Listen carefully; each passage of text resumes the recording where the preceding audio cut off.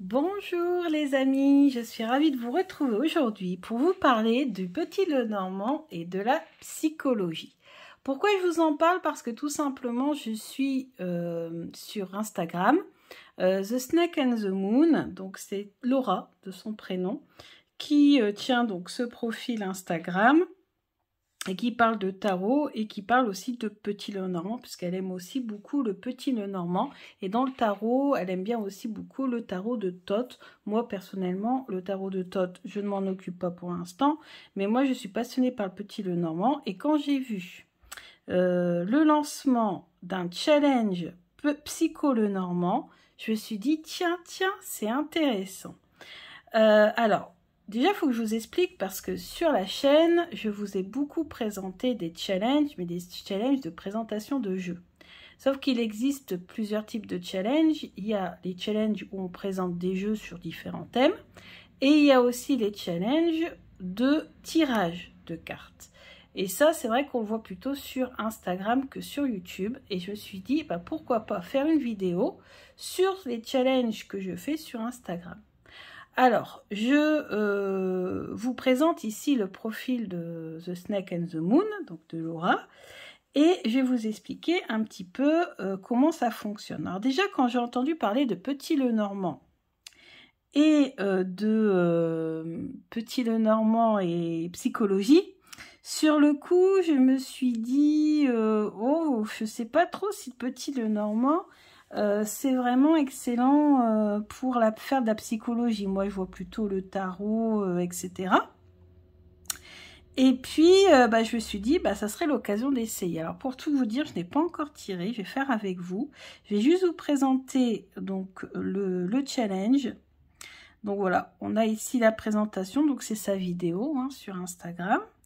Et ici, donc à un moment donné, hop, voilà, on nous explique. Le Psycho Lenormand, c'est un challenge qui propose d'utiliser le Petit Lenormand dans une optique psychologique. Chaque jour, une carte oracle sera tirée en direct et donnera le thème du tirage. 3 cartes du Petit Lenormand te permettront d'effectuer un travail introspectif en lien avec la carte oracle que la carte oracle t'évoque. Donc le but, c'est d'abord d'étudier la carte oracle que Laura sort, que Laura tire, et ensuite d'avoir une piste de réflexion, d'introspection avec le Petit Lenormand. Et ce challenge se déroule sur 12 jours, donc il n'est pas encore terminé. Donc si vous avez Instagram, vous pouvez aller rejoindre ce profil et le faire. Et elle va tirer des cartes alternativement entre les cartes psy que Romilou m'a offert en cadeau pour mon anniversaire et l'oracle de Lucie qui est un oracle que je possède déjà. Donc je me suis dit ça tombe bien, j'ai les deux jeux, je vais pouvoir travailler avec les cartes en direct. Si vous n'avez pas ces deux jeux, c'est pas grave puisque comme vous l'avez vu plus haut quand j'ai déroulé, Laura met les photos des cartes, comme ça vous pouvez les regarder, vous n'avez pas besoin de les avoir avec vous pour pouvoir travailler. Il suffit juste d'avoir un Lenormand, donc ça c'est top aussi. Donc voilà, alors moi je vais vous présenter les deux jeux parce que je les ai, et comme je ne les ai pas encore présentés, c'est l'occasion de les présenter. Je vais vous dire également le Lenormand que j'ai utilisé, et après je vais vous dire les deux cartes que j'ai retenues, donc une des cartes psy, et une carte de l'oracle de Lucie. Je vous dirai lesquelles j'ai choisi qui correspond à 2 jours du challenge. Je n'ai encore fait aucun travail là-dessus, donc je vais vraiment le faire avec vous. Je me suis dit que c'était l'occasion comme ça qu'on partage un petit peu comment faire un tirage et partager avec vous comment je fais. Alors, donc déjà je vais vous présenter les cartes psy. Alors les cartes psy ne sont pas un oracle à proprement parler, puisque le but n'est pas de tirer les cartes pour voir l'avenir, etc. C'est uniquement dans un but introspectif. Donc les cartes doivent normalement vous permettre de vous poser des questions et non pas de trouver des réponses. Vraiment faire un travail introspectif avec. Donc les cartes, le dos est comme ceci, avec le symbole psy et un arbre. Et puis vous avez donc le titre qui est indiqué en bas, les tranches sont dorées et on a un petit guidebook qui accompagne également. Donc voilà, on a la carte la norme, Ensuite, on a victime, sauveur, persécuteur. Pourquoi pas même travailler avec des adolescents, parce que ça peut nous parler par exemple du harcèlement scolaire, par exemple, si des enfants subissent du harcèlement scolaire, relations amoureuses, psychothérapie.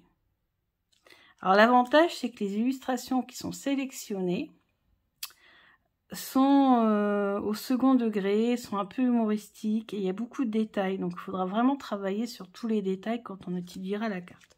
Donc parentalité, le temps, vous avez des cartes qui se lisent dans les deux sens, amitié, travail, donc celle-ci je vais la mettre sur le côté, voilà, elle se lit dans les deux sens, mais Laura l'a tirée comme ça, donc je vais la mettre sur le côté parce que c'est cette carte-là qu'on va travailler après. Fratrie, argent, comparaison, réseaux sociaux, dépendance, maladie, solitude, famille,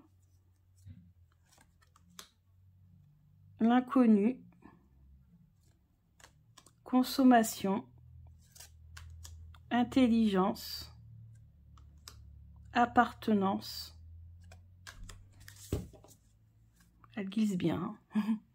Regard des autres, non-dit, désir,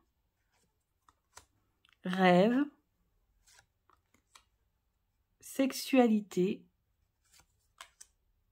apaisement, limite, vide, traumatisme,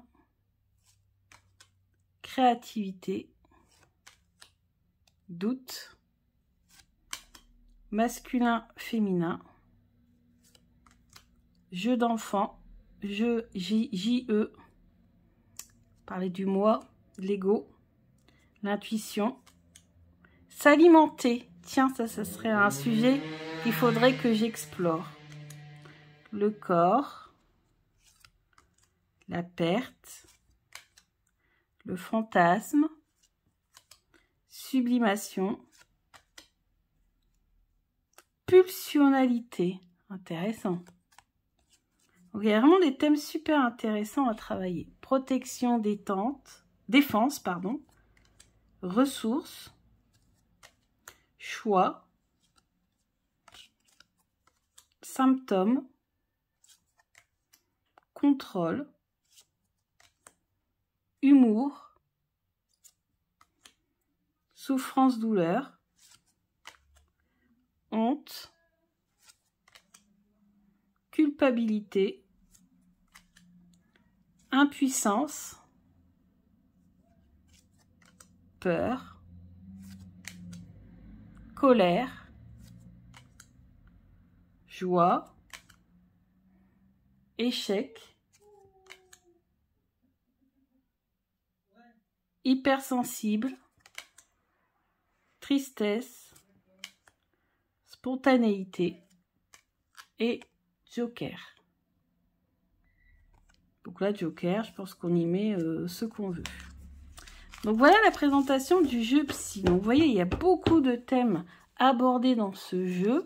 Pas des thèmes toujours faciles parce que c'est le but de faire un travail psy. C'est pour ça que ce n'est pas forcément un oracle à proprement parler. Donc voilà, moi je sais que quand en tout cas j'aurais besoin, que j'irai pas très bien, là ça va beaucoup mieux, mais si j'ai besoin, en fait je sais que ce jeu-là il sera là pour me permettre de travailler sur mes difficultés. Et puis on a aussi le livret qui est très bien fait, et comme je vous en ai déjà parlé, c'est un jeu qui a été fait par des psys professionnels, des psychologues cliniciennes, donc c'est pas rien quoi. Donc le guidebook est aussi excellent pour pouvoir avoir des pistes, pour travailler les cartes, etc. etc. Donc voilà, ça c'est le premier jeu. Et le deuxième jeu, c'est l'oracle de Lucie. Bon, ça, je pense que vous l'avez vu passer et revu. Donc, voilà. Donc, c'est un jeu avec des magnifiques couleurs, voilà. Et des thèmes. C'est un jeu de guidance, hein, celui sur Lucie. Donc, on a le foyer, l'union, la joie, la séduction, le choix, le savoir, l'introspection. Je trouve que les thèmes se complètent bien, hein, par rapport à l'autre. Hein. Les discussions, le souhait, la passion, la compassion, le cadeau, l'illusion, la fin, la révélation, la colère, la pause, le défi, l'héritage, la tromperie, la ressource, le stress, super intéressant, elle ne l'a pas tiré comme thème, la prière, l'espion, l'affirmation, les nouvelles, la fuite, le contrat, la stérilité, l'argent, la libération, la chance. Alors, c'est ce thème-là qu'on va aborder ensemble. C'est une des cartes qui a été tirée. Alors, je crois qu'on en est au jour 7 en ce moment. C'est une des cartes qui a été tirée, que moi, j'ai retenue pour travailler avec vous. Parce que, bien sûr, il y a des thèmes que je n'ai pas retenus. Comme la première carte qui avait été tirée des cartes psy, c'était traumatisme. Bon, j'ai pas forcément en vidéo envie de partager, voilà, des choses trop puissantes et trop personnelles. Donc, après, on a le retard, l'aventure, l'attraction, l'image de soi, ça je pourrais travailler avec, l'autorité, la victoire, la créativité, l'accord, le déplacement, l'excès, je crois que c'est sorti l'excès comme carte à aborder, le passage, le repos, la stratégie, il y a beaucoup de cartes, hein, l'authenticité, le défoulement, la polyvalence, j'avais hésité avec la polyvalence, mais j'ai préféré travailler avec la chance, la stabilité et l'amour. Donc voilà, ce sont les deux jeux que Laura a sélectionnés pour trouver les thèmes de notre réflexion. Donc moi, je vous ai montré, hein, on va travailler sur ces deux thèmes-là. Le thème du travail et le thème de la chance. Après, la question était... quel petit Lenormand je vais utiliser pour faire de l'introspection. Vous pouvez utiliser n'importe quel Lenormand, on est d'accord. Hein. Là, vous n'avez pas besoin d'avoir les cartes, hein, je vous l'ai déjà dit, vous pouvez très bien regarder uniquement les images qui sont sur Instagram de Laura, hein, aucun problème, vous n'êtes pas obligé d'acheter les jeux pour faire le challenge. Vous pouvez prendre n'importe quel Lenormand, même le Lenormand le plus classique. Mais moi, vous savez que j'en ai beaucoup, j'ai toute une collection, et que malheureusement, il y a des jeux que je ne sors pas souvent. Et faire des challenges de tirage, bah, ça permet justement d'utiliser des jeux qu'on n'a pas l'habitude d'utiliser. Et ça, j'aime. Parce que j'aime bien quand mes jeux sont utilisés au moins une fois par an, quoi. Voilà. J'aime pas trop quand mes jeux restent à l'écart, dans la pénombre et dans l'armoire. Donc moi j'ai décidé d'utiliser le Mirror Truth Lenormand de Sylvia Neistner. Donc un magnifique petit Lenormand que j'ai découvert sur la chaîne de Hugues, la chaîne Saint-Cide. Il l'avait présenté avec d'autres petits Lenormand que je ne connaissais pas et je suis allée voir sur Amazon et il était disponible. Bien sûr en librairie physique, je ne l'ai jamais vu, mais bon peut-être que vous pouvez le commander. Et puis un autre, c'est le Malpertuis Lenormand, parce que le Malpertuis Lenormand, il a ce côté spécial. Il a été créé par Neil Lovell, qui est aussi le créateur du Tilwick Tarot. Si vous n'avez jamais vu passer ces jeux, ce sont des jeux qui sont assez hypnotiques et qui sont très bons pour tout ce qui est introspection, etc. Et je me suis dit que ça serait intéressant de l'utiliser parce que malheureusement je l'adore mais je ne l'ai pas encore utilisé beaucoup. Donc je vais faire la carte travail avec le Mirror Truth et je vais faire la carte chance avec le Malpertuis Lenormand. Alors c'est la seconde édition parce que je n'avais pas eu la première. La première était épuisée. On a eu la chance que le frère de Neil Lovell, Joe, republie aussi bien le Tidwig que le Malpertuis. Alors le Tidwig est parti en 4 mois. Le Malpertuis, je ne sais pas s'il en reste encore. Peut-être, c'est possible. Il faudrait aller voir. Je vous mettrai de toute façon le lien de tous ces jeux en barre d'infos. Comme ça, s'il y en a un qui vous intéresse, vous pourrez aller directement voir le prix et l'acheter si cela vous tente. Alors, on va commencer par l'analyse de la carte du travail. Donc, comment on s'y prend? Alors, bien sûr, il y a un outil que je n'ai pas ici qui est indispensable, mais ça aurait été un petit peu trop compliqué, c'est le cahier et le stylo. Le mieux, c'est de faire une photocopie de la carte. Moi, c'est ce que je ferai hors caméra. Faire une photocopie de la carte si vous l'avez, ou faire une photo ou imprimer l'image qu'il y a sur Instagram, et analyser la carte en détail. Laura l'a tirée dans ce sens-là. Alors déjà, on voit bien que la femme, elle a la tête à l'envers. Elle a la tête à l'envers, on voit bien que ça fait penser à la carte du pendu dans le tarot. J'ai l'impression qu'elle est en train de réfléchir à une autre façon de travailler, une autre façon de faire. On voit qu'elle réfléchit parce qu'elle a ici les deux mains derrière la tête. Derrière, j'ai l'impression que c'est une pile de feuilles ou quelque chose qui s'empile en fait. Si on mettait dans l'autre sens, vous voyez, ça n'a pas la même signification. Enfin, c'est pas totalement la même chose. On voit que là, elle est en train de réfléchir. Mais comme ses cheveux sont comme ça vers le bas, moi, c'est vrai que je vois mieux cette carte dans ce sens-là. Et moi, je vois que c'est une femme qui est en train d'attendre, qui est en train de réfléchir. Elle est un peu dubitative quand on regarde son visage. Donc là, il faut vraiment analyser chaque détail, hein, même les couleurs, tout ce qu'on voit en arrière-plan, vraiment, vraiment, vraiment. Elle est pensive, on peut voir les bulles, là, ça peut faire penser aussi à sa réflexion. Elle est pensive, elle est dubitative. On a l'impression qu'on sent qu'il n'y a pas de mouvement, là, avec ses jambes qui sont serrées. On voit qu'elle est en stand-by, en fait. Donc là, on sent que cette femme, elle a du mal à avancer au niveau du travail. Elle a l'air un peu bloquée. Elle a l'air pensive. On dirait qu'elle ne sait pas, elle ne sait plus où elle en est. En tout cas, vous voyez, ça, c'est ce que mon inconscient est en train de me dire sur cette carte. Alors maintenant, pourquoi on dit Psycho, le Normand Challenge? Parce qu'on va sortir les cartes du Petit Lenormand pour voir justement avoir une piste de réflexion. Est-ce que le Petit Lenormand peut... attendez, parce qu'il y a des cartes qui sont collées. Ça, c'est le gros problème de ce jeu. Parce que ce jeu, si vous voulez, n'a pas de petite languette pour faire sortir les cartes. Et résultat, je galère toujours. Hop, je suis carrément obligée d'enlever le truc. Voilà. Hop. Donc le dos est comme ceci. Tranche dorée. Voilà. Donc je m'en suis déjà servi. On voit, il n'est pas dans l'ordre. Je regarde s'il y a des cartes supplémentaires. Hop. Je crois pas. Je crois qu'il n'y en a que 36. Parce que là, je vais utiliser que les 36 cartes de base traditionnelles. Je ne vais pas utiliser. Mais non. Donc en même temps, ça vous permet de voir comme ça les cartes. Elles sont magnifiques, hein. Faut avouer.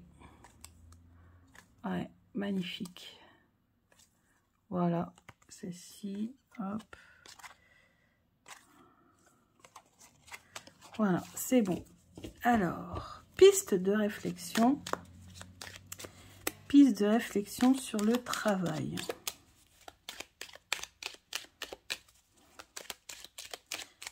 Qu'est-ce qui pose problème dans le travail?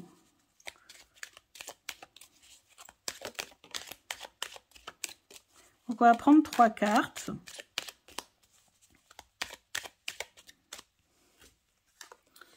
Donc là, on a la clé. On cherche des solutions. Alors, qu'est-ce qui pose problème dans le travail? Qu'est-ce qui est caché dans mon inconscient à propos du travail? Allez, hop. on a la clé qui remonte. Vous voyez, à chaque fois que ça tombe, hein, ça revient. C'est systématique. Waouh! Ok. Ben, vous savez quoi? Ça me parle totalement. Je vais vous dire pourquoi.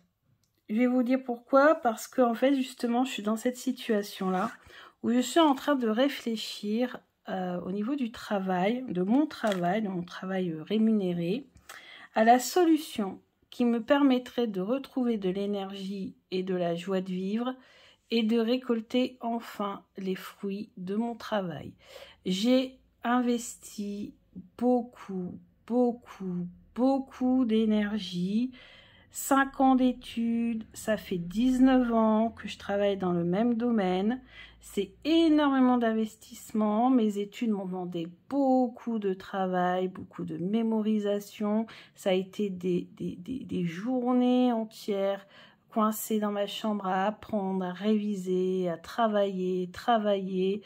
Et même après, quand on a bac+5, il y a eu un concours extrêmement sélectif. Et après encore ce concours-là, une année, on pouvait très bien tout perdre parce que c'était la pratique. Si on ne faisait pas l'affaire à la pratique, c'était ciao, bye bye. Et ensuite, 20 ans de travail, 20 ans d'investissement. Je peux vous dire que vous le voyez bien, je suis quelqu'un qui partage beaucoup, qui s'investit énormément. C'est sûr hein, que pour le même prix, pour le même salaire, on peut très bien s'investir beaucoup moins. Moi, je suis quelqu'un qui s'investit toujours à 100% et qui, malheureusement, au jour d'aujourd'hui, je suis dubitative. J'ai exactement cette même tête parce que je me dis, est-ce que vraiment mon investissement, mon travail, a-t-il été, est-il, comment on dit, est-il à sa juste valeur? Vous voyez, il manque le mot. Ça, c'est un truc, psychologiquement. Pourquoi j'ai pas le mot? Voilà. Parce que justement, c'est ce qui bloque en moi. J'ai cette... c'est cette chose-là qui me bloque en ce moment. C'est que, voilà, j'ai l'impression de ne pas être à ma juste valeur. Et vous voyez, c'est fou, hein. C'est qu'inconsciemment, le mot est bloqué. Vous voyez comme quoi c'est super intéressant. Et je ne pensais pas hein, que le Normand allait être aussi intéressant et que ce challenge allait être aussi intéressant. Mais ça me tenait à cœur de vous partager en direct avec vous en vidéo. C'est quand même un truc de fou. Vous me direz en commentaire hein, si vous le faites et ce que vous en avez pensé. Mais c'est marrant hein, quand même. Ouais, j'ai ce truc, et je l'ai toujours pas ce mot-là, hein. C'est ce mot qui bloque, et je pense que c'est ce qui me bloque. Et si aujourd'hui je suis en perte d'énergie, je suis en perte de foi, je suis en perte de joie de vivre dans mon travail, c'est parce que j'ai investi beaucoup. Du coup, au niveau du corps, au bout de 20 ans, vous doutez bien que le corps, à force de donner, à un moment donné, il n'en peut plus. Et le pire dans tout ça, c'est qu'on n'a vraiment pas l'impression d'être à sa juste valeur. Et vous savez, la faux, je vous en ai déjà parlé, je vous ai dit, vous voyez, la faux, elle coupe le blé. Voilà, on coupe, on récolte. Est-ce que j'ai vraiment récolté tout ce que j'ai donné, en rapport avec tout ce que j'ai donné? Est-ce que c'est proportionnel, tout ce que j'ai donné par rapport à ce que j'ai récolté? Franchement, au jour d'aujourd'hui, pas du tout. J'ai vraiment pas l'impression que tout le travail, que tout l'investissement fourni depuis que du coup j'ai 18 ans, hein, puisque les études, voilà, c'est bac+5 à partir de 18 ans. J'ai quand même lâché toutes mes plus belles années, entre guillemets, la vingtaine. J'ai investi, ça a été du temps, ça a été de l'argent, etc. Et c'est vrai qu'aujourd'hui, si je suis dans cette pause au niveau du travail, dans cette réflexion, c'est parce que je me pose cette question-là. C'est vrai, c'est vrai. Et là, je suis à la recherche de la solution, le truc, la clé qui va essayer de me faire retrouver cette énergie, cette joie de vivre, cette envie, ce triomphe et me permettre de récolter enfin les fruits de mon travail. Hyper intéressant. On va passer à la deuxième parce que c'est pas tout ça. mais on a une deuxième carte à analyser.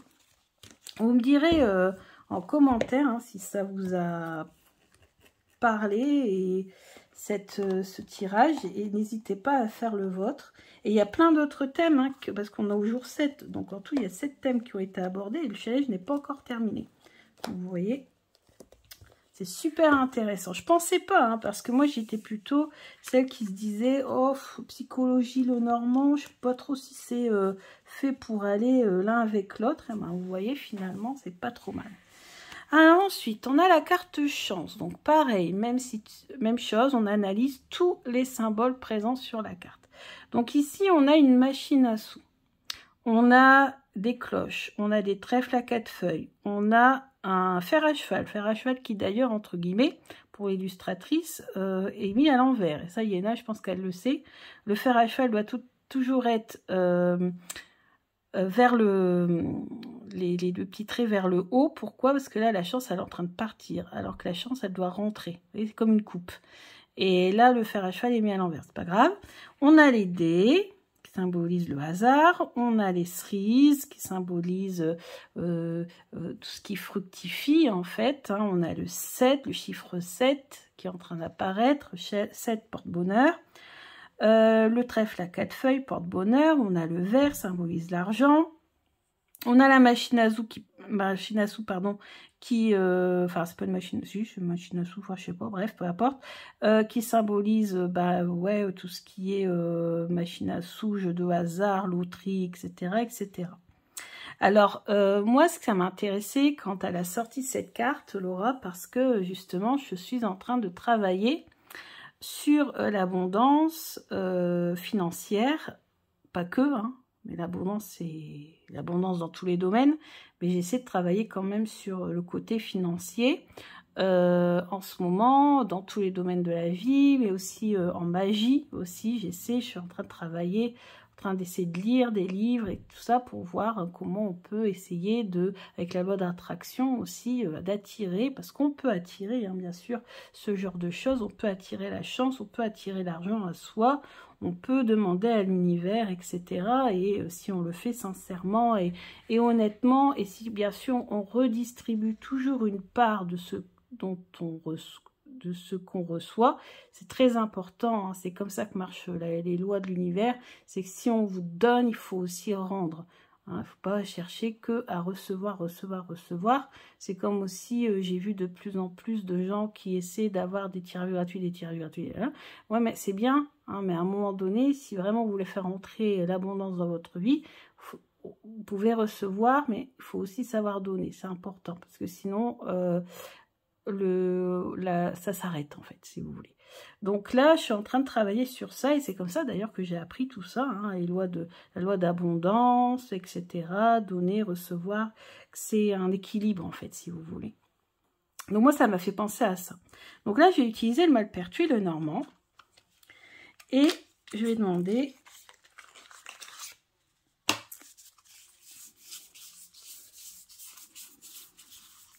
Donc j'enlève ces deux cartes-là. Donc là, c'est beaucoup plus voilà, hypnotique, beaucoup plus sombre, hein, forcément. Donc, on va voir un petit peu comment travailler la chance, ou qu'est-ce qui résonne en moi, qu'est-ce qu'inconsciemment il y a de caché en rapport avec la chance.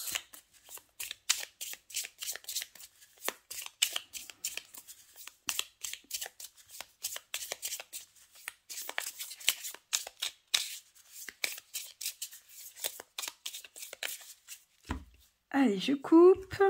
La chance. L'ours. Le livre. Et la maison. Alors, l'ours, ça tombe bien, c'est une carte d'argent. Mais d'argent dans le sens investissement.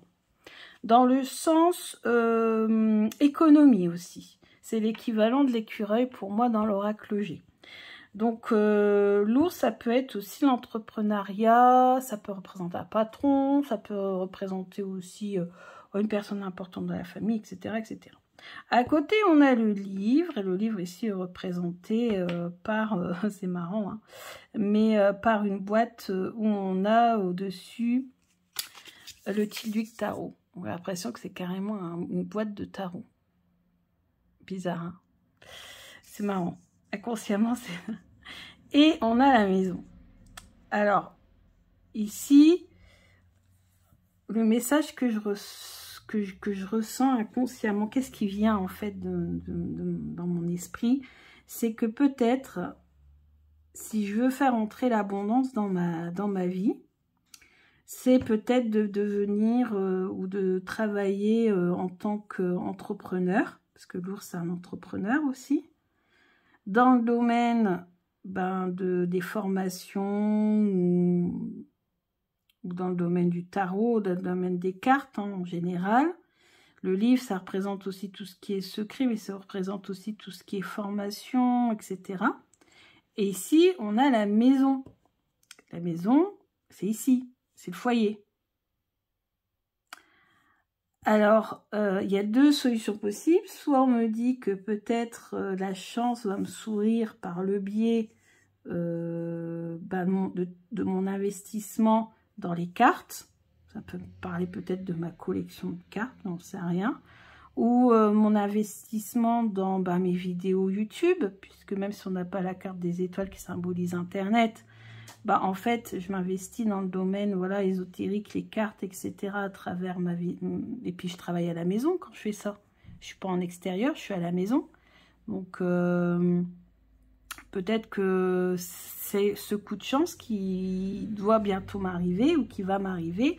Ou le coup de chance que j'attends, c'est peut-être justement d'avoir, de récolter enfin les fruits de mon travail dans le domaine ésotérique. Tout ce que je partage avec vous sur la chaîne YouTube, ou alors on me dit carrément qu'il est peut-être temps que je me lance dans les formations payantes, comme le font certaines personnes déjà sur Instagram ou ailleurs, et devenir finalement, entre guillemets, mon propre patron. Ça peut représenter un patron ici, puisque comme on a la maison et qu'on a le patron, ça peut être l'entrepreneuriat à domicile, travailler dans le domaine des cartes. C'est marrant que j'ai choisi ce jeu-là et que sur le livre, ce qui me perturbe, c'est ça, c'est qu'on a le Tilduc. Donc tout de suite, moi, je vois un boîtier de cartes, je vois un boîtier de tarot. Donc c'est quand même chaud, quoi. Du coup, j'arrive pas à prendre la signification du livre classique. Et bien, de toute façon, même si on prend la définition du livre classique, il y a la définition de la formation dans l'histoire. Peut-être que c'est ça ma chance.